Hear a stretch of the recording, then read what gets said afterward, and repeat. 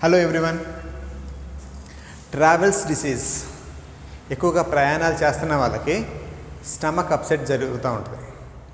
Okay, ఈ stomach upset ఎందుకు జరుగుద్ది, దాని ట్రీట్మెంట్ ఏంటో చూద్దాం. Next very famous drug metronidazole. So metronidazole ఎట్లా పనిచేస్తుంది, సో దాని మెకానిజం ఆఫ్ యాక్షన్ ఏంటి చూద్దాం. Okay, so today we are going to cover the topic amoebiasis.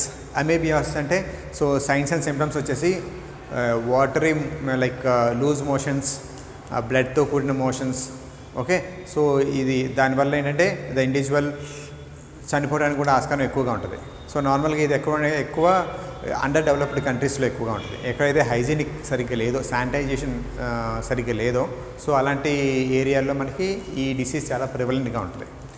So ఈ ప్రయాణాల్లోనే ఎందుకు వస్తుంది, ప్రయాణాల్లో ఎందుకు వస్తుంది అంటే సో ప్రయాణంలో మనం తీసుకునే ఫుడ్ పైన కానీ తీసుకునే వాటర్ పైన కానీ మన కంట్రోల్ ఉండదు. సో ఎక్కడ సో అవైలబిలిటీ ఎక్కడ ఉంటే అక్కడ తీసుకుంటూ ఉంటాం. సో అప్పుడు మనకి ఛాన్స్ ఆఫ్ కంటామినేషన్ చాలా ఎక్కువ. కాబట్టి ఇది ట్రావెలర్స్ డిసీజ్ అంటానికి one of the reason. So first will see like what is the microorganism that cause this amoebiasis. So Entamoeba histolytica. Entamoeba histolytica, it is a protozoa. Okay, so protozoa that causes this amoebiasis. So normally is going to be transferred through the contaminated water and food. So fecal matter తో contaminate అయిన water కానీ food వల్ల కానీ మనకి ఈ disease రావడానికి chance ఉంది. So నార్మల్గా ఫ్రూట్స్ తీసుకున్నప్పుడు, ఓకే, ఫ్రూట్స్ తీసుకున్నప్పుడు దాన్ని ప్రాపర్గా వాష్ చేస్తాం. కానీ ఇప్పుడు ప్రాపర్గా వాష్ చేసినప్పుడు ఈ వాటర్లో మీకు కంటామినేట్ ఉందనుకోండి, సో ఆ కంటామినేట్ ఆ ఫ్రూట్ ద్వారా మన డైజెషన్ సిస్టంలోకి వెళ్ళడానికి ఛాన్సెస్ ఉంది. ఓకే, సో నార్మల్గా ఈ ఎంటమీబా హిస్టాలిటికా అనేది 2 ఫామ్స్లో ఉంటుంది. మనం సిస్ట్ ఫామ్ అంటాము, ఇంకోటేమో ట్రోఫోజోయిడ్ అంటాం. సిస్ట్ ఫామ్ ఇప్పుడు మీరు చూస్తే చాలా థిక్ లేయర్స్తో దాన్ని కవర్ చేసి ఉంటాయి.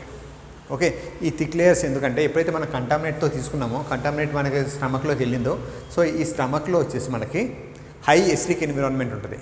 ఈ ఎసిడిక్ ఎన్విరాన్మెంట్లో నార్మల్గా ఉన్న బ్యాక్టీరియా అన్నీ చనిపోతాయి. Different categories of the bacteria is going to be die because of the high acidic environment here. కానీ ఈ సిస్ట్ అనేది because it has very thick shell, so is not going to be die here.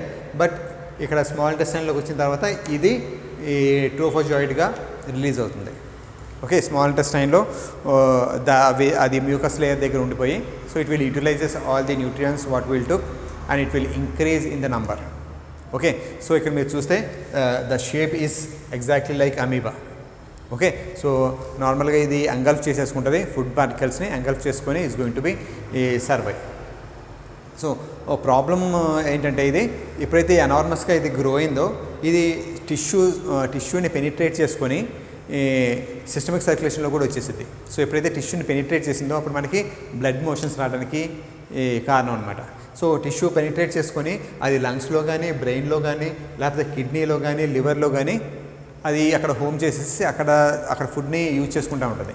So అందువలన ఈ vital organs ఫంక్షనాలిటీలో difference వస్తుంది. అప్పుడు because of the lack of the sufficient function of these organs the individual may die.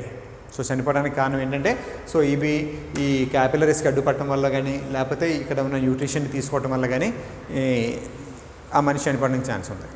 ఇంకోటి అంటే ఇది mucus లేయర్ని damage చేసింది. So ఎప్పుడైతే మ్యూకస్ లేయర్ డ్యామేజ్ అయిందో, సో ఇక్కడ మనకి proper channels are going to be ప్రాపర్గా పనిచేయవు. సో అందుకని మనకి ఎక్సెస్ ఆఫ్ ది వాటర్ మనకి ఇక్కడ రిలీజ్ అవుతుంది. సో ఎక్సెస్ ఆఫ్ ది వాటర్తో పాటు మినరల్స్ కానీ, ఎసెన్షియల్ న్యూట్రియంట్స్ కూడా మనకి వేస్ట్ అయిపోతాయి.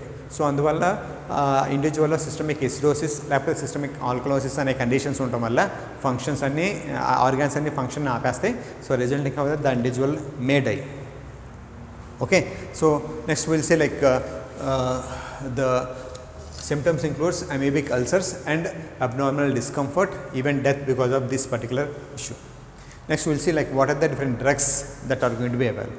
So the drugs can be categorized based on the where it is acting, whether it is acting in lumen or whether it is acting on different tissues or is working on both.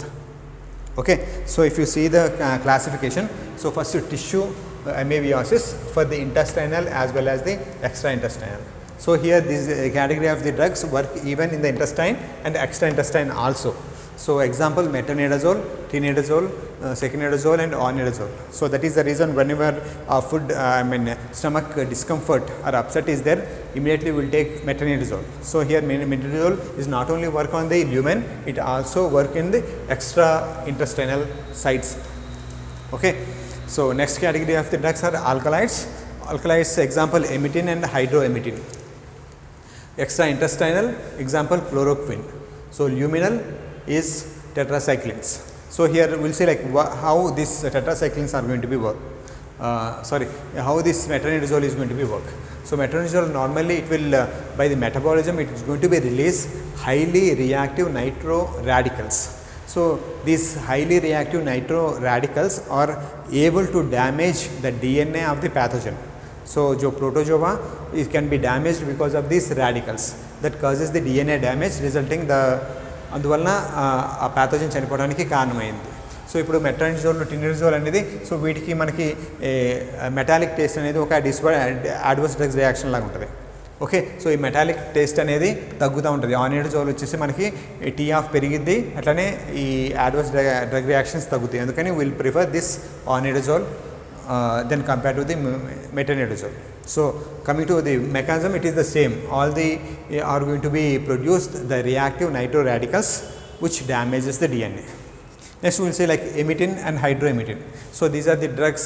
ఈ drugs ఏంటంటే నార్మల్గా సిటీజెడ్ని stimulate చేసి vomiting collect చేస్తాయి. కాకపోతే it has the capability to inhibit peptidyl tRNA translocations. So here అంటే ఏంటంటే so నార్మల్గా DNA నుంచి ఆర్ఎన్ఏ అవటనే ట్రాన్స్క్రిప్షన్ అంటాం, ఆర్ఎన్ఏ నుంచి ప్రోటీన్ని ఫామ్ అవటనే ట్రాన్స్లేషన్ అంటాం.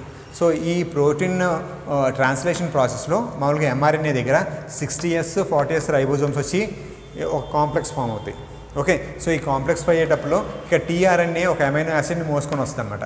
ఈ tRNA is nothing but peptidyl tRNA translocation. So ఇక్కడ ఏం చేస్తుందంటే ఈ డ్రగ్ ఈ ఎమిటిన్ కానీ హైడ్రోఎమిటిన్ కానీ ప్యాథోజన్ ఒక ప్రోటీన్ ప్రిపేర్ కాకుండా ఈ టీఆర్ఎన్ఏని హైజాక్ చేసేది.